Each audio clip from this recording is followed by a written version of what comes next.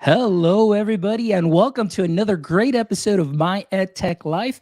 Thank you so much for joining us on this beautiful Saturday, wherever in the world it is that you may be. I hope that your Saturday morning is wonderful. If it's evening, I hope that you're having a great evening. Or maybe if it's Sunday, I hope you're having a great start to your day. But anywhere in the world that you're joining us from, thank you so much for making My EdTech Life what it is today. As you know, our mission, our vision, and our passion is to connect educators one show at a time. And of course, to continue to move the education needle forward and improving the education landscape. But today, I am so excited because we have a wonderful guest and he is amazing. He definitely brings a lot of energy. We recently shared the Wakelet Community Week, not together, but on separate, presentations. And he definitely brought the heat, as well as, he's doing some terrific work with math. He's doing some terrific work with EdTech integration. And I just absolutely love his demeanor, his attitude, and his passion. So I'm really excited to bring you today here live, Mr. Alex Isaacs. Alex, how are you doing this morning?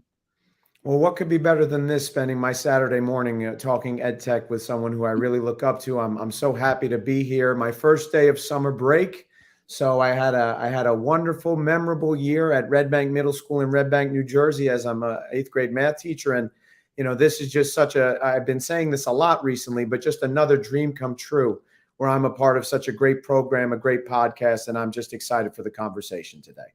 Excellent. Well, thank you, Isaac. Alex. Sorry, I'm Alex Isaacs. I'm so No sorry. It's because problem. No problem my at all. my coworker's name is Isaac, so I'm like, hey, Isaac. So I feel like I'm talking to my friends here, which I am.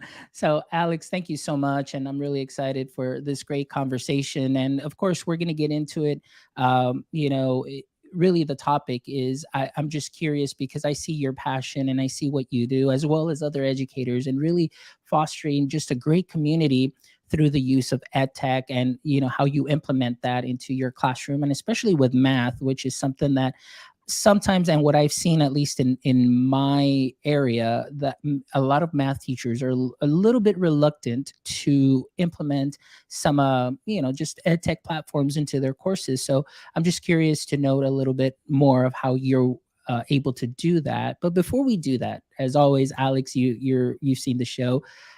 Everybody that I bring on to me is somebody that I look up to, somebody that's doing some great, stuff in their practice. And for me, it's almost like they're a superhero, and I love to hear that origin story.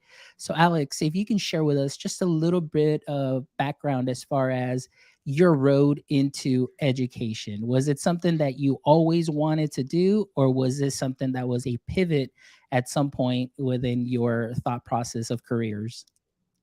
Well, thank you again for the introduction, all your kind words. I really appreciate it. For me, my real first time working with children, working with kids was when I was really just a kid. I was in high school. I went to a Catholic high school, Christian Brothers Academy, where part of our, yearly commitment to being, faithful, good young individuals was to provide volunteer service, multiple hours. And I got involved with something called the Challengers Program, where I worked with students with special needs to play baseball and basketball. And it just had such an impact on me seeing those kids smile when I was around them. I felt like I was really able to connect with many of them in a short amount of time.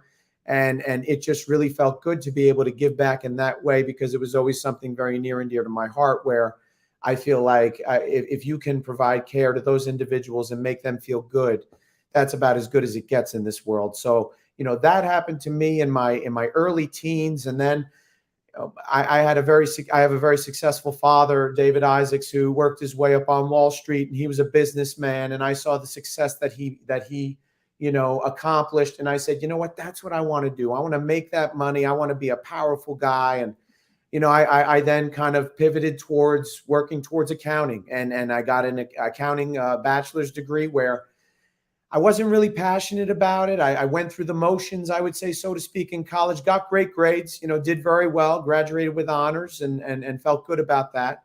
But at the conclusion of my undergrad degree, I kind of got blindsided by my mother having a health issue, taking a turn for the worse, where she got incredibly sick, and it got to the point where she was in home care. And it basically just became where she and I would have these very long, deep conversations. And I think more than anything, my mother saw my ability to connect with kids, my ability to form good relationship with kids. And, one of her final things that she told me was, she said, you should be a teacher, go back, get your master's degree, be a teacher and make an impact, and be around kids. And I think back to why she kind of told me that. I don't know if she saw me as a businessman like my father, but, she told me that.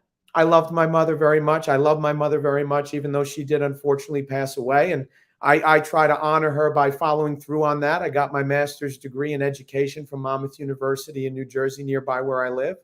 And since then, it's just been me trying to have a great impact on kids and be a person that they can look up to and a person that will listen to them.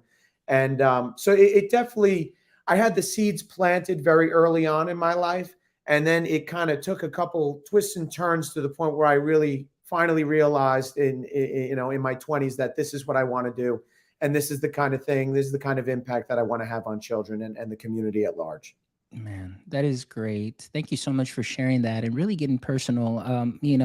It seems interesting how you and I have a very parallel road, and even talking, pre-show, just the same thing with me. My dad became ill, and I just needed that time, or a job that would afford me more time, and especially being an only child, to care for my parents, be there readily available. And we went into teaching, and here we are today.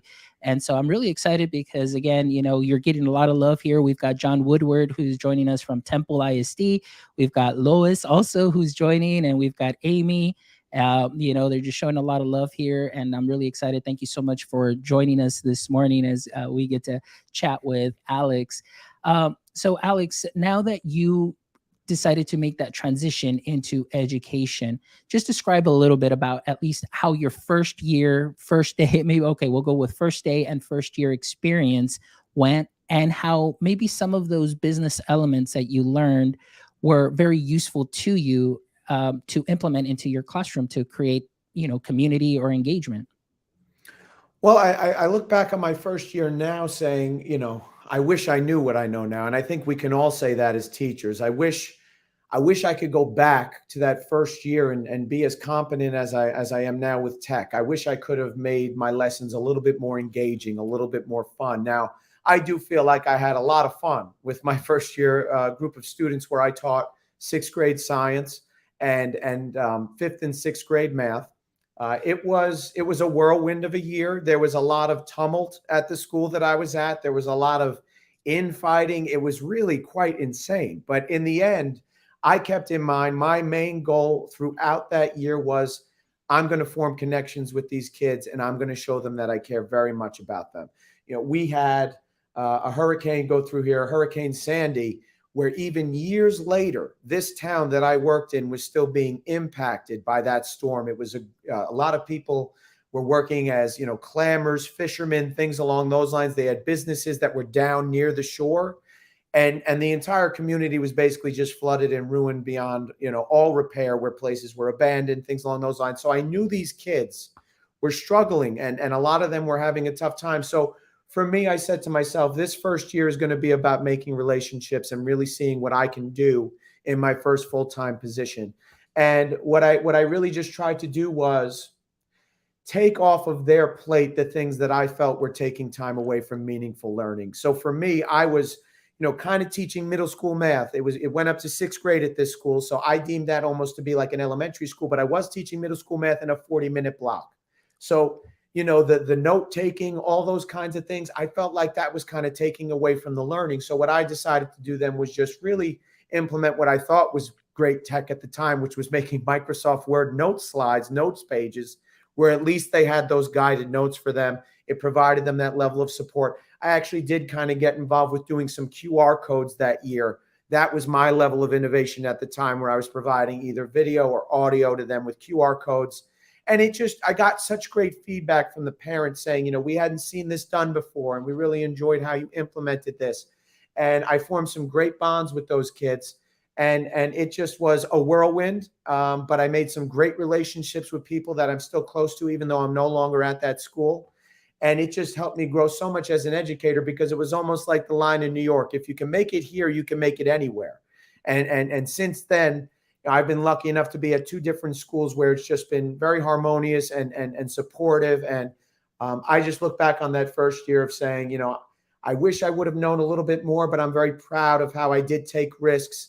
And I just remember doing a daily class dojo message, and the parents there loved it.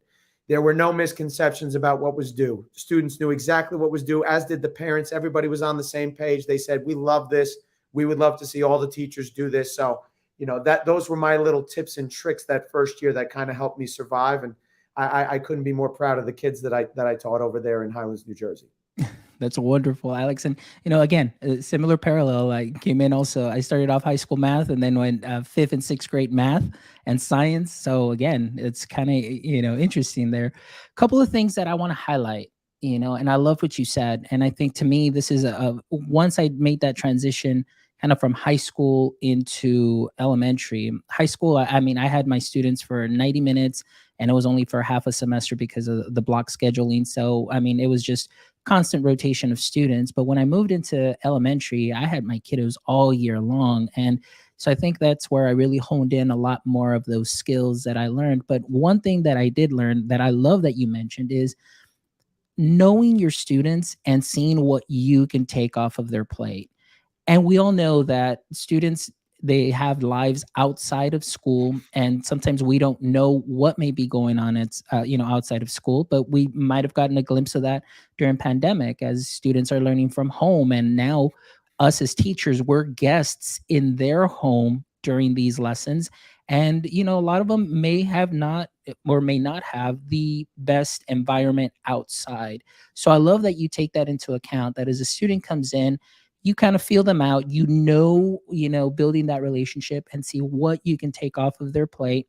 And the other thing that I love that you mentioned is the risk taking. I think that is something that is wonderful, and it's so important for teachers to have an environment, that psychological safety, that environment where they can go ahead and take a risk. And if it works, it works. If it doesn't, it's okay. Let's go ahead and just fix that, improvise, adapt, overcome, but in a way where it's not going to be punitive, in a way where you're being innovative, you're pushing the envelope to help the students and engage the students. So those are some two things that I really want to highlight. So talk to me a little bit about that, as far as your student relationships, taking some things off those plates, if you don't mind giving us some examples. Well, I mean, the examples are so much more prevalent over the last 2.5 years or so. And as well as anybody else what these kids have experienced, the isolation, the sometimes having to just be completely alone for a day, hours on end, where your parent or guardian is going to work. And it's something that, I was teaching at a Catholic school as a STEM teacher, and an amazing year. I mean, my 2 years at St. Benedict Catholic School, I've never formed relationships with students like that. I mean, I think part of the reason was I was the only male teacher in the entire school. It was myself and the principal. We were the only male, real teacher, administrator in the entire school. So I think that, me knowing about the video games that they were into, it just allowed me to springboard into really delving and getting to know them, what they were interested in, and then kind of tailoring my activities based on that. But when everything changed on March 13th, for me personally, where we all just said, all right, we're going home, and we're not going to see each other anymore, I was not required to teach live.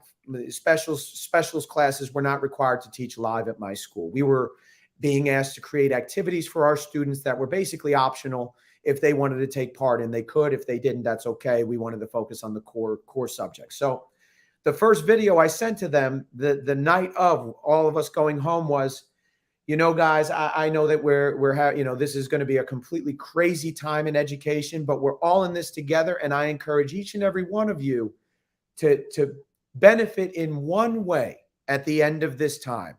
Take something away from this. Give yourself one measurable and attainable SMART goal that you could take away from this and that you can really build on. And for me, I said to myself, I am going to take on the challenge of creating engaging content and being like I'm in my kids' homes, live and direct, even though I might not be. So, I took it upon myself to create an episodic video series, Adventures in At-Home Learning with Mr. Isaacs and Mr. Bear.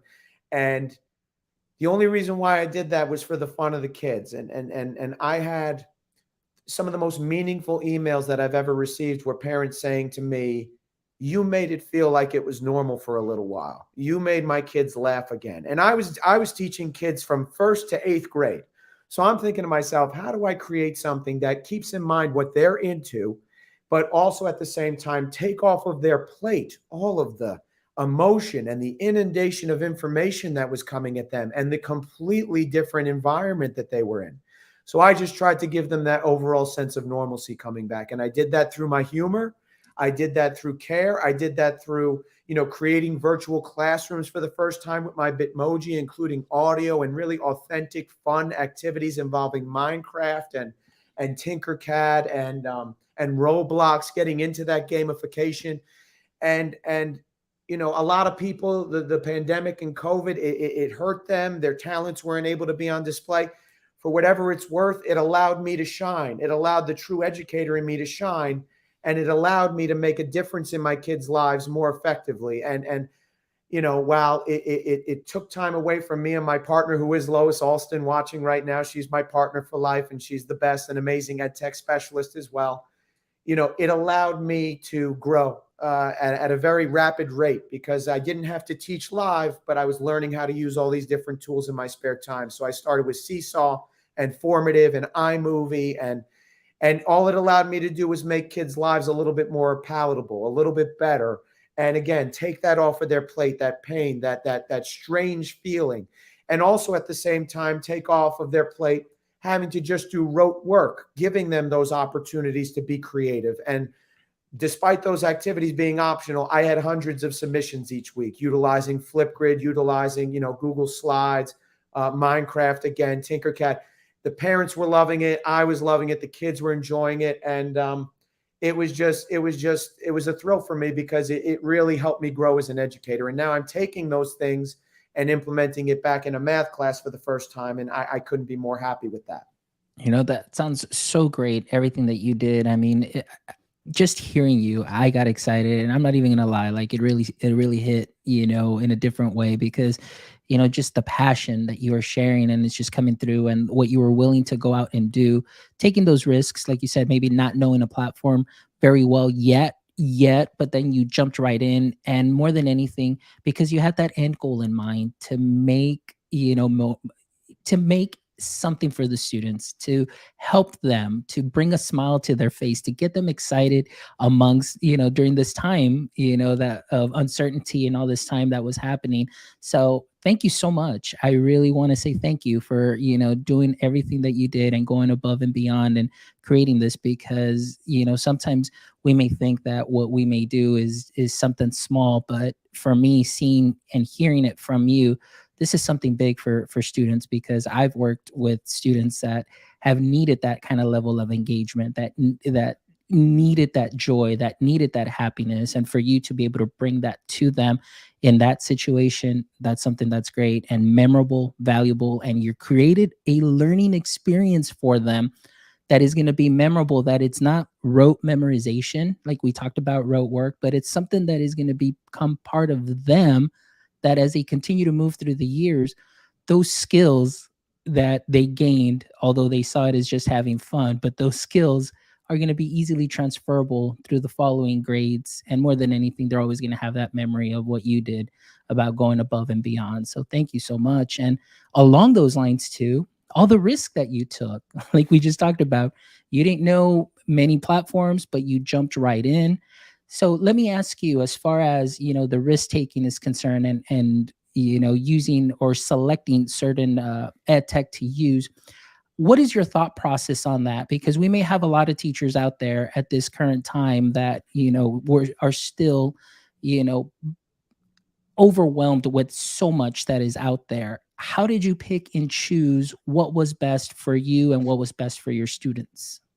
Well, I think first and foremost, the thing that I keep in mind is, will my kids like this? Because I think that if you're throwing a platform at them that they're not enjoying, it's going to be more of a challenge to get them to really have buy-in, and really want to contribute some great responses. So the first thing that I'm always keeping in mind with regard to a platform or a tool is this something that the kids will enjoy? Is it enhancing my instruction? I think that, the big trend right now, I believe, is gamification. I'm a huge fan of BlueKit and GimKit. Those are two of my staples that I use in class, but we also need to keep in mind is the engagement contributing to retention, memorable moments?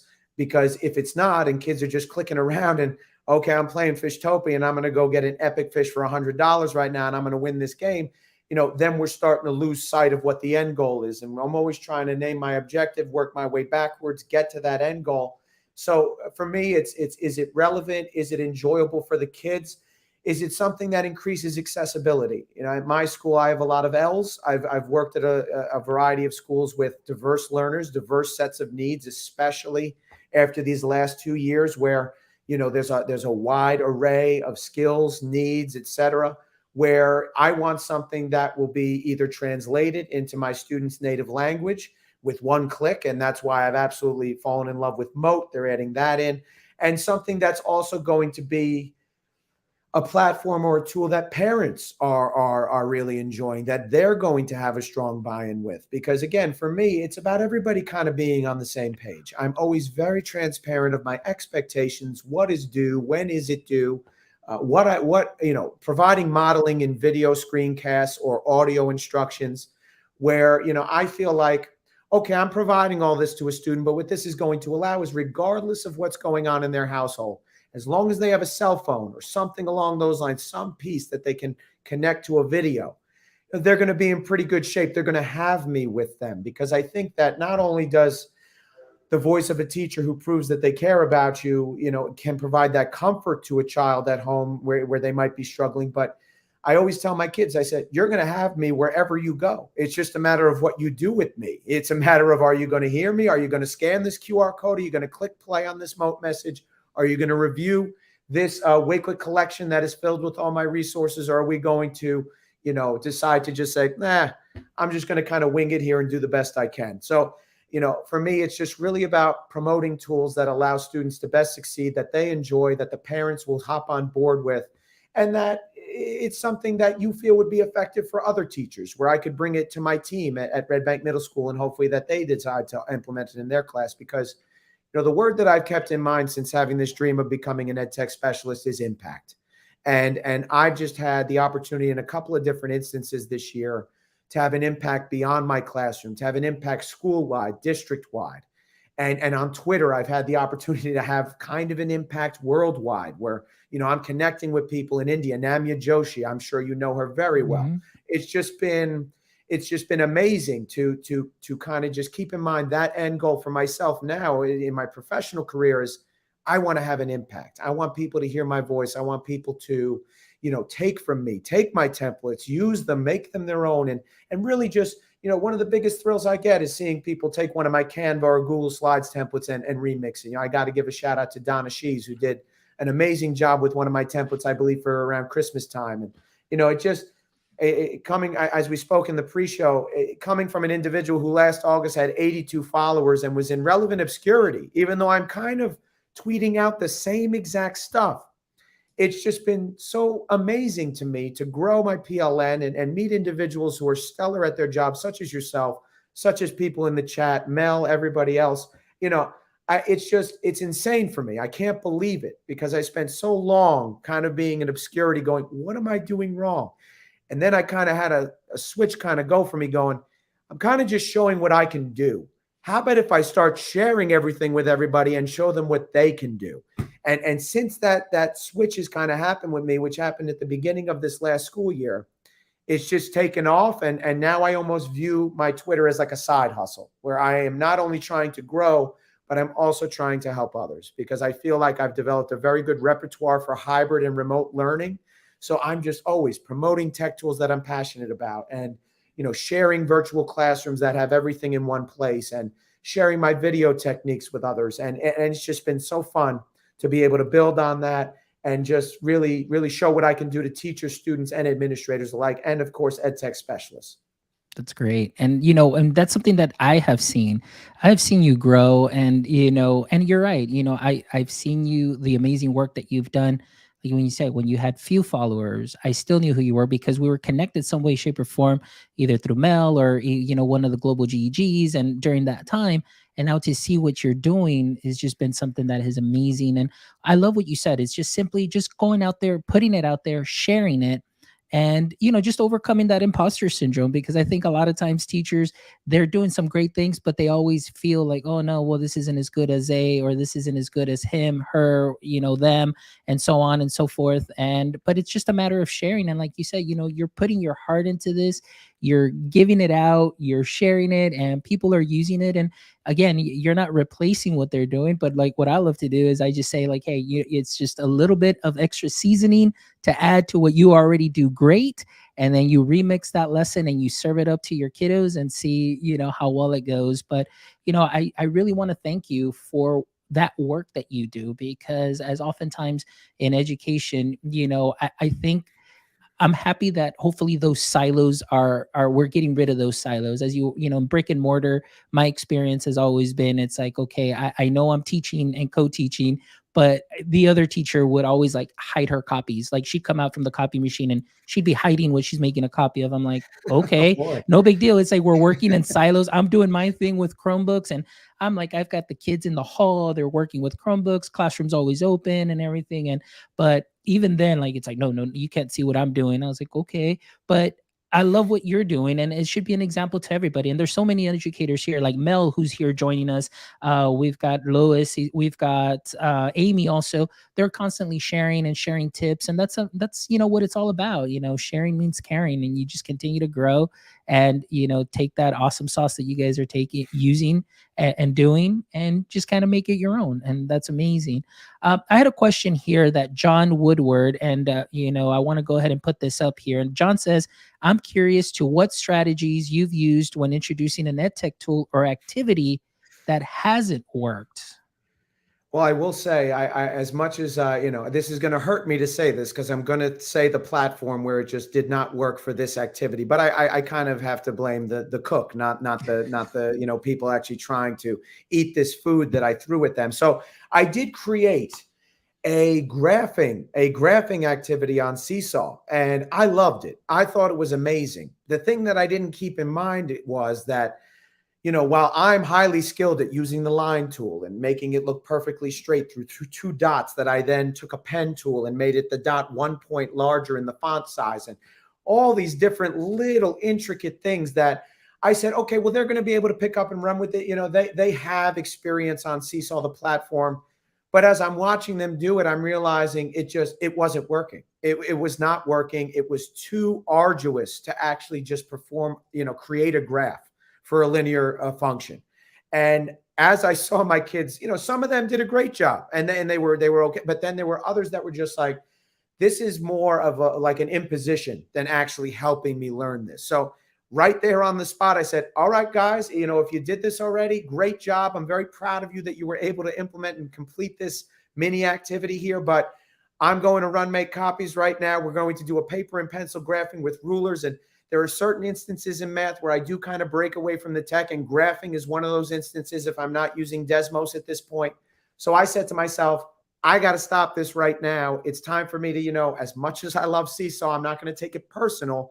I realize this is not contributing to an environment where the content is becoming memorable. What it was the struggle with the tool. And at that point, I'm saying, no, no, no. I created an activity that was not as meaningful as it should have been. So right there on the spot, for those students who are not as proficient with that line tool, those dots, those everything else that I threw at them, I had copies ran off, and then they were appreciative of that. And then I kind of made that switch when it came to graphing activities to try to really offer that choice. And that's really what, there's been two main things that I've taken away from those lessons that don't work. A, provide choice to my students where they get the opportunity to share their voice in a way that they're comfortable and find suitable to them. And B, just really promoting that student work. I've been so in the habit of using Wakewood to promote my student work and show the amazing things that are going on at Red Bank Middle School, that those have been the two main things that I'm keeping in mind. But I am not I do not have an ego to the point where, maybe a little one, but not to that point where I am saying, no, I created this lesson. You're going to do it. You're not going to get out of this seesaw right now. And I think that my kids are all the more appreciative of that because, I want to know how they feel live and direct. Are you liking how this is going? What don't you like? I run climate surveys at the end of each of my trimesters asking, I literally list each platform with a PNG of it. I go, rate it on 1 to 5. Why do you feel that way? And then I'm trying to tailor my instruction based on that. So, I always try to keep their voices, their hearts in mind because I feel like you get stronger buy-in. And I think that that's what it's all about. If the kids don't like you, I think it's going to be a tough time learning from you. So again, I'll circle back to that relationships first and never making it where, well, I made this, you're going to use it, you're going to do it. I'm very cognizant of on the fly, what's working, what's not. And if it's not working, I'm lucky enough to have co-teachers in the room with me where I'm going to go run and make a copy, or I'm going to, hop them onto IXL or some other platform where it's just a little bit more straightforward as compared to having to create like they are on some of the other platforms. Great, great. And that's what John said, absolutely wonderful the way you read the room. And that's about, it's that business sense. What I always say, it's like improvise, adapt, and overcome. You're able to read the room. But the fact that you also have that relationship, like you said, we always circle back to that. And I love that relationships before content, or content, or, connections before content, because that's important. But the fact that they're able to give you feedback and just say, hey, Mr. Isaacs, this isn't quite working. And for you to say, all right, no worries, let's go ahead and see what else we can do. I think that's very important. And oftentimes I understand that, there are some timelines and you have to be at a certain point in a curriculum and so on. And sometimes for a teacher, this is the way it's done. This is the way we're always going to do it. And that's it. Well, I mean, you've just lost that student. You've lost that engagement because they're not learning the way that they need to learn. And but they're giving you that feedback saying, sir, this isn't quite working. And you say, well, too bad. No, like I love the fact that you give them that choice. And of course, your climate surveys are wonderful also to be able to check out and see, hey, what's working, what's not. And oftentimes I think that could be a little, for a teacher, it could be like, like, do I really want to know what my students think? But sometimes we have to turn the mirror on ourselves and say, hey, you know what? Let's see what I can do to improve, even if it's just one little bit at a time. So that's something that's important. So I want to jump into math a little bit here because math is one of my things that I love that I, working with. But what are some of the tools that you currently use to make your math courses more engaging? I know that you mentioned Desmos. Are there any other strategies or platforms that you're using currently just to bring that level of engagement just a little bit, and maybe even creativity also, allowing students to create as well and take ownership of their learning? What have been your go-tos recently? My go-tos pretty much for over a year now that they just keep building and growing and get more amazing is number one, Wakelet. I mean, we were both at Wakelet Community Week. I saw you speak. It was just it's so great to be a part of a platform that not only does so much, it keeps improving, but also allows you to do so much as far as showcasing student work, and that's been the main thing. And right in line with Wakelet are the two, for me, top integrations on there, or maybe three, excuse me. So for me, the ones that have become my main go-tos as far as creativity, there are so many, I could be here for hours as far as sharing my tech tools, but I'll try to keep it brief. As far as creativity goes in my math class, I've been using Adobe Express and Canva. Those have been really great tools for me to let my students shine.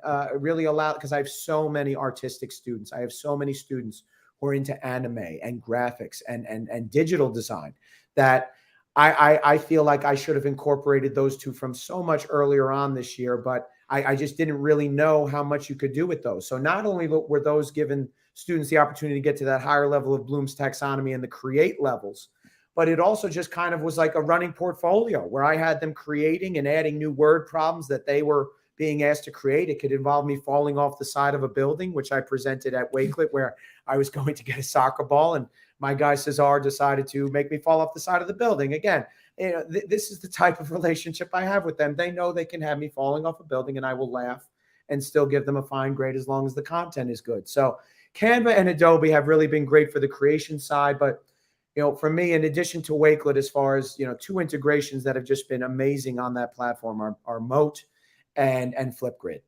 I kind of took a break from Flipgrid I don't know why. I feel like last year we were mostly virtual. I should have done it. This year we were in person. I still should have done it. I only did it at the end when I was doing my math moment movement with my team at Red Bank Middle School.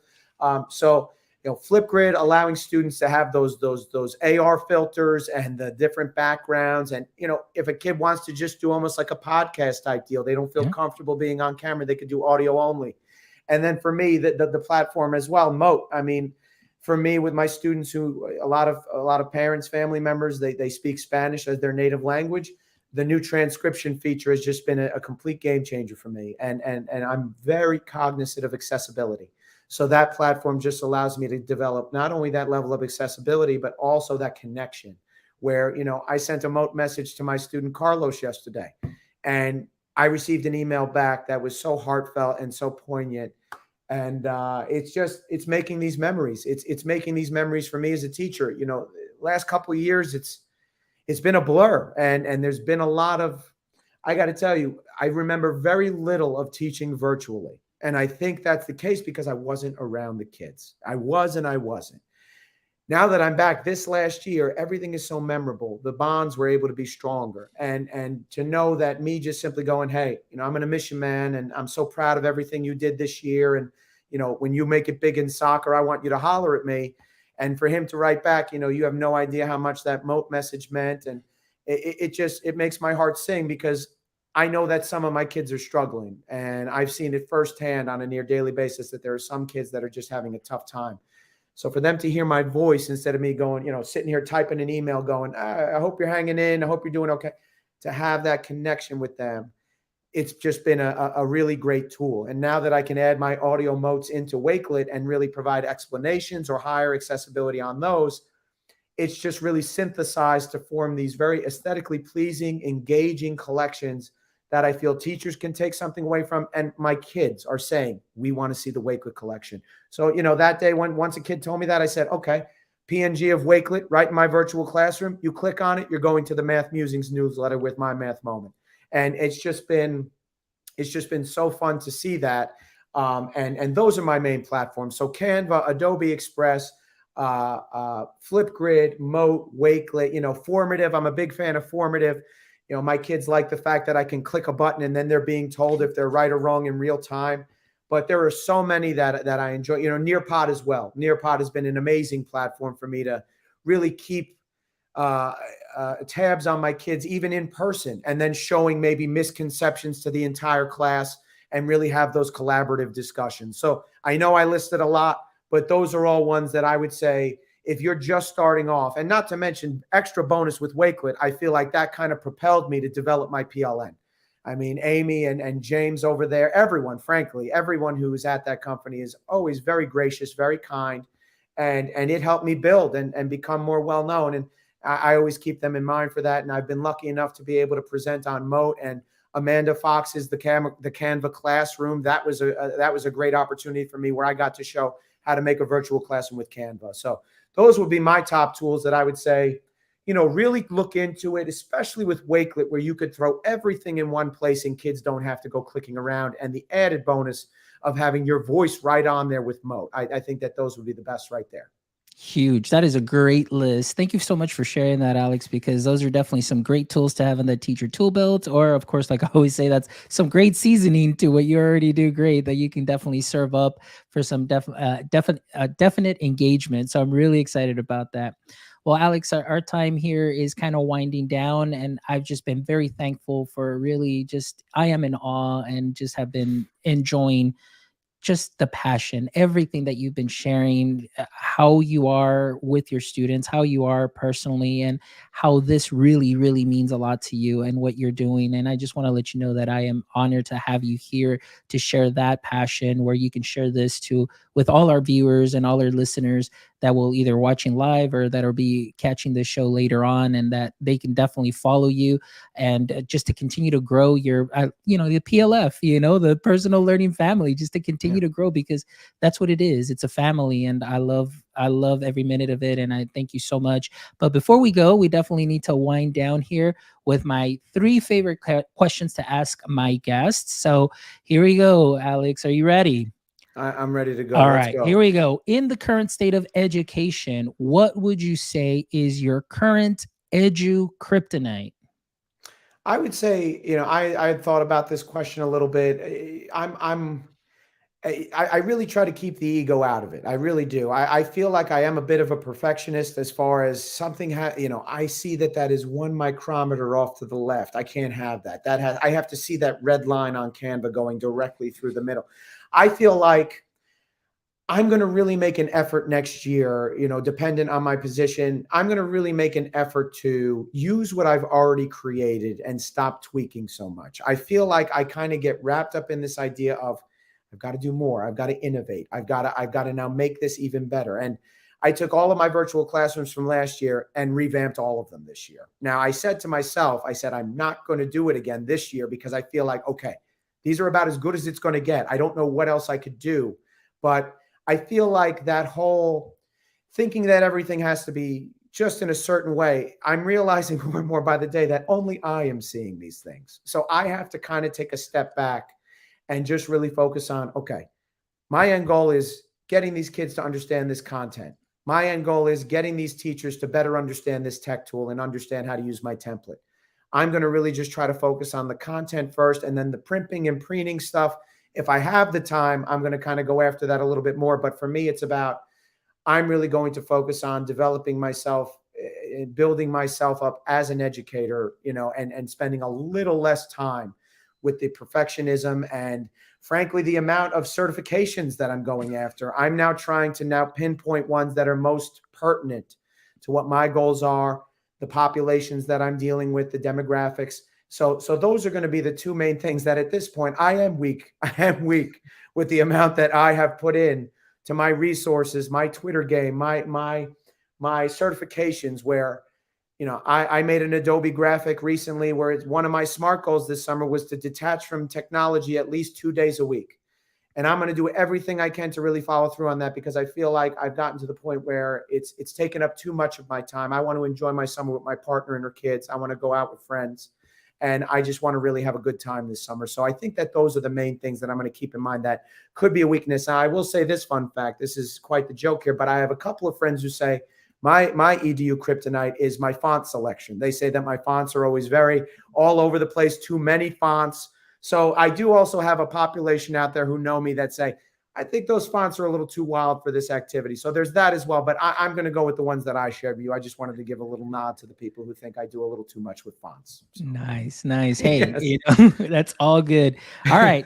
Next question, Alex. If you could have a billboard with anything on it, what would it be and why? Well, I have this. I have this on my Twitter banner. It's keep doing it the best you can. My episodic video series, Adventures in At Home Learning. I chose just the 10 of us. I don't know how many people out there are familiar with that show from the late '80s, but it was basically in the intro song. It was just keep on doing it the best you can, and that was kind of the mantra that I had when I was working as that STEM teacher. Telling the kids at the end, keep in mind, be your best self, be good people, and keep on doing it the best you can. Where I feel like that somewhat long quote, it's applicable to all of us. I mean, what else can we do right now than the best that we can possibly do?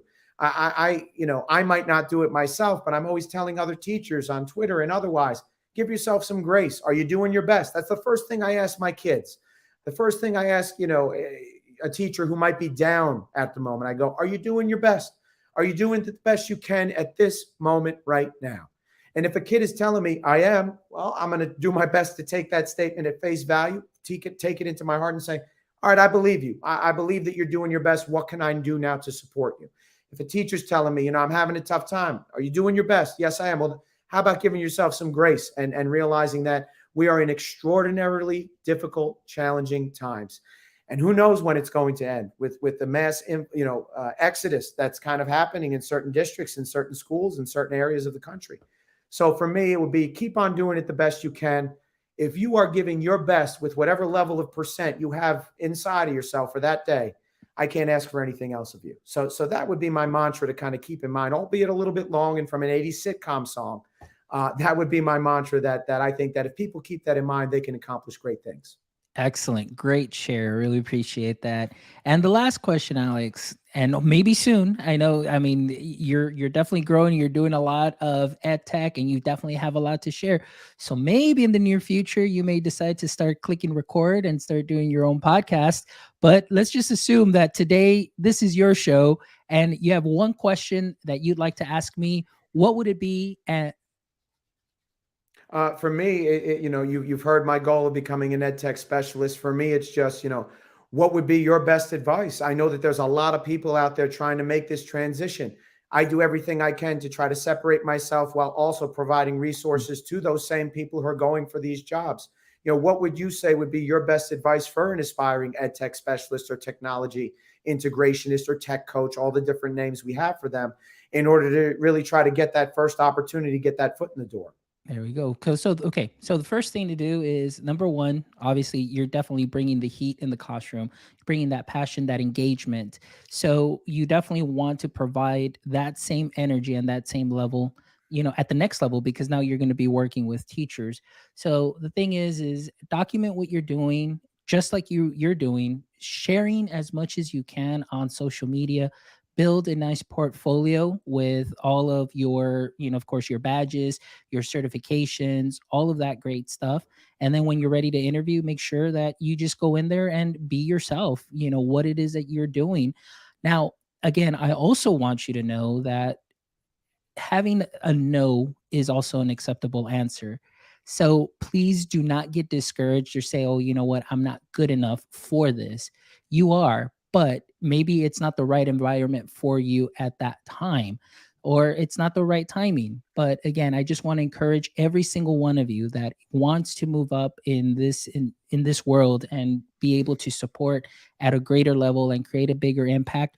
You'd be surprised at the impact that you are already doing right now just by sharing on Twitter. And you're already doing a global impact and a state impact and a national impact. So just to be able to have that position too is great because you'll be able to work within your community.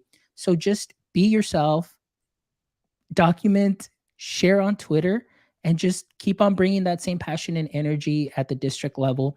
And one thing to be aware of too, as well, is that sometimes teachers can be very difficult learners as well. So we're going to definitely have to change our mindset with that too as well and our approach, because I remember when I was in PDs, I was like, oh man, like I'm sitting here and this is what you're teaching me. Sometimes it's like, you got to read the room, you got to understand, improvise, adapt, and overcome, and just be yourself. So that's the best advice that I can give you. And honestly, you're already doing a phenomenal job. So anybody that is watching, anybody that's listening, any districts nearby, you definitely need to check out what Mr. Alex Isaacs is doing right now at this very moment. And there's definitely a lot of growing that he's still going to be doing. So he's definitely going to be bringing some amazing things to your district. So I'm just throwing it out there, Alex. I'm throwing it out there.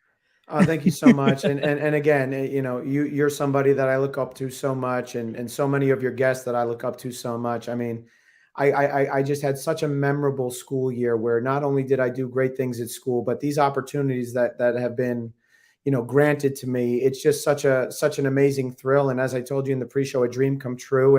And I just can't thank you enough. And I absolutely love the conversation. The almost 50 minutes went very quickly. So I hope that people out there watching, I hope that they could take something away and that it went quickly for them as well. Oh yeah, no, definitely. It definitely took a lot of knowledge nuggets from you today, Alex, and I'm just really excited. And we'll talk a little bit after the show, as I have a little something to a proposition for you. But we'll talk about that after the show. But again, thank you so much for this energy, Alex. Please tell our audience members right now where it is that they can go ahead and follow you.